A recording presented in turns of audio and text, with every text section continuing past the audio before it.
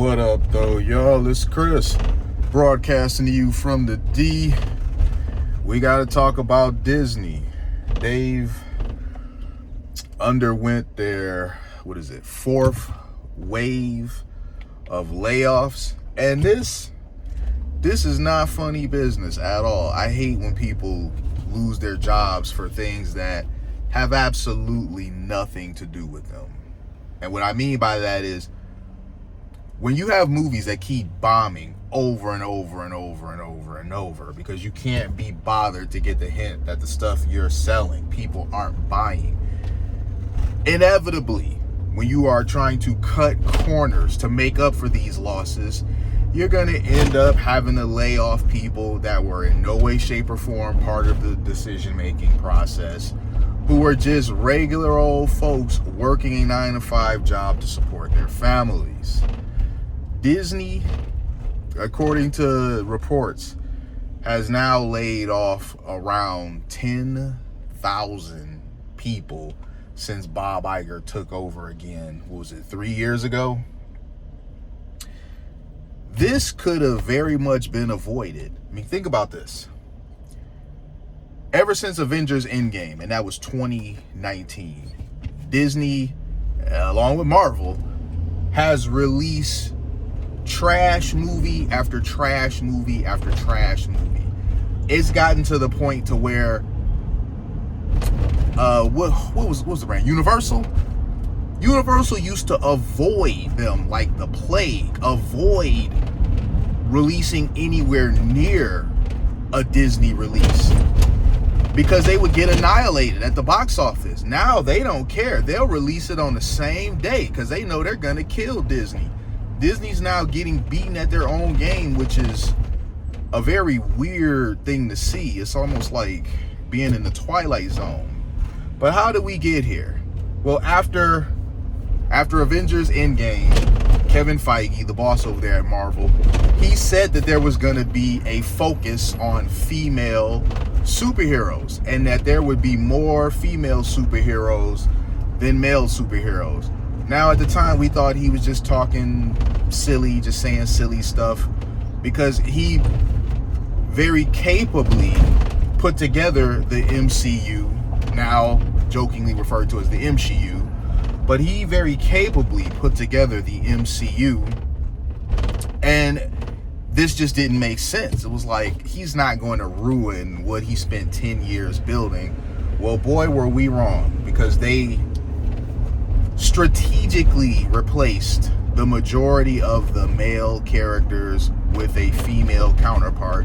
Now, I'm not going to count Black Panther for two reasons. One, Shuri does end up taking up the mantle of being Black Panther, and two, we lost Chadwick Boseman, so I will excuse Black Panther. But the rest of the situations where you have a female lead instead of a male lead, this was very much intentional.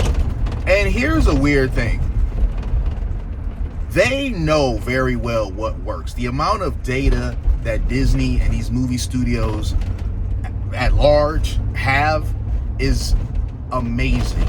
They know what movies sell well with what demographics. They know what time of year certain movies are going to do better.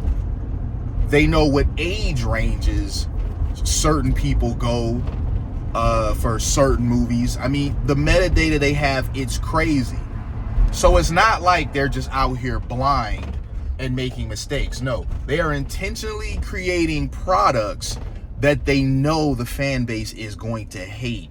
And then when the movie bombs, they try to gaslight the fan base saying, oh, well, it's your fault it did badly because you're just a bigot or you're just a racist or you're whatever. Instead of making a product that people will want to go see, they make something that they know they won't go see. It bombs and it's your fault.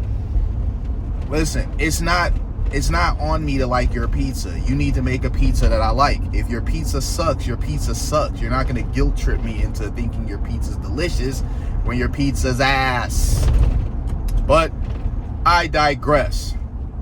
You have this situation now, and Disney still hasn't seemingly learn from this, because they've had this year a few bombs already. They had some Snow White. Oh my God, we don't even need to go into that one. Snow White bombed horrendously, as it should have. There was just no way that movie was going to do well. You had the woman who played the lead in the movie going out and intentionally antagonizing half the country, saying free Palestine and all these things, leading up to the movie's release, and she just wouldn't shut up. She just would not shut up, even though she saw her antics were having an extremely negative effect on what the movie was going to be able to sell. She could not be bothered to muzzle herself.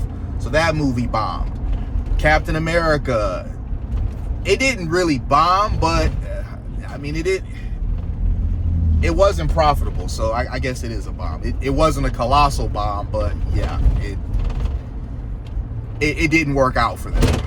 Then you have what's this most recent one? The Thunderbolts. Now, Thunderbolts wasn't a bad movie.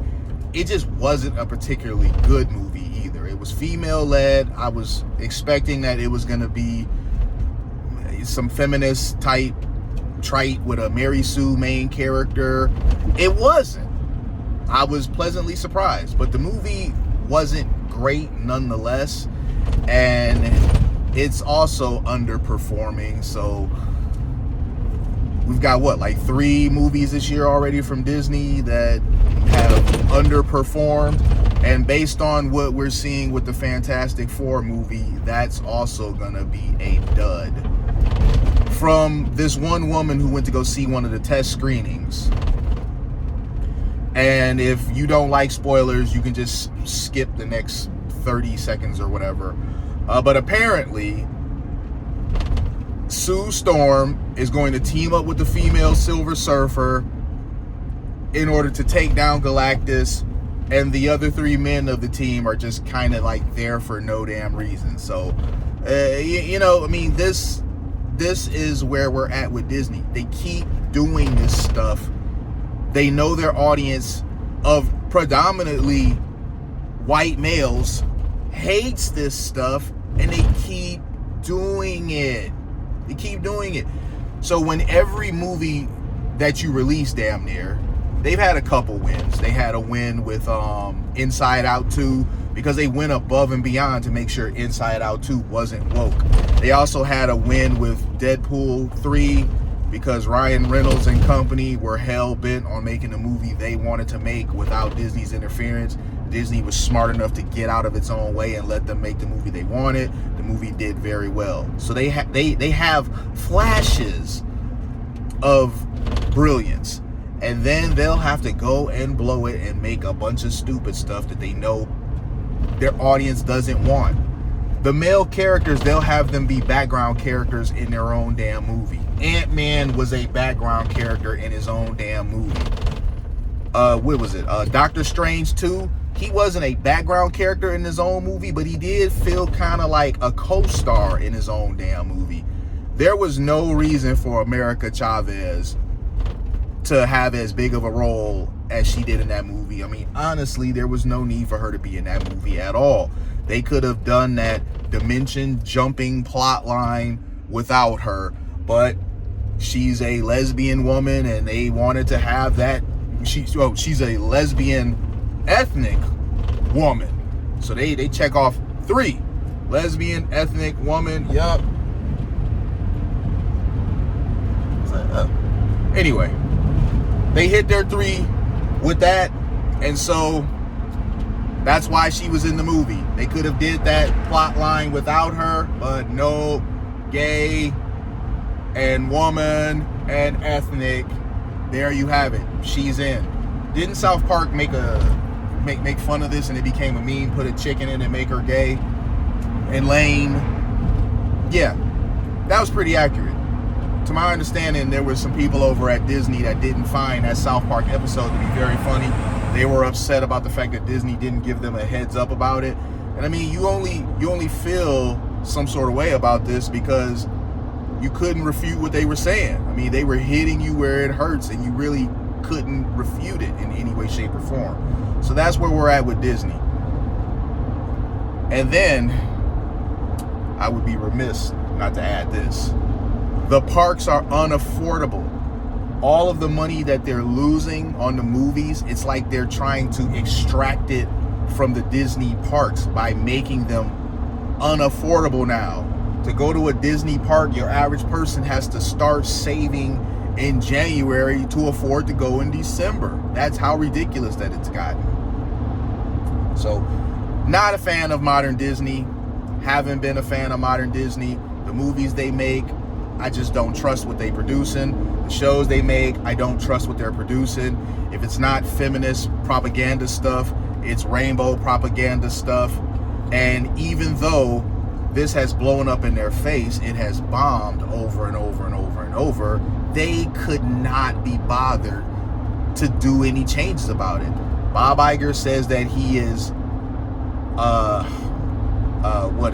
positive or optimistic about their current financial situation, whatever.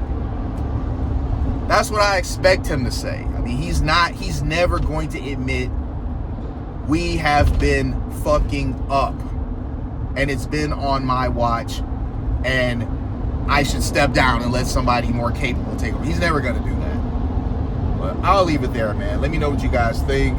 Hit me with a like if you like what I do. Hit me with a sub if you like what I do. Give me them comments. I'ma holla at y'all. Peace.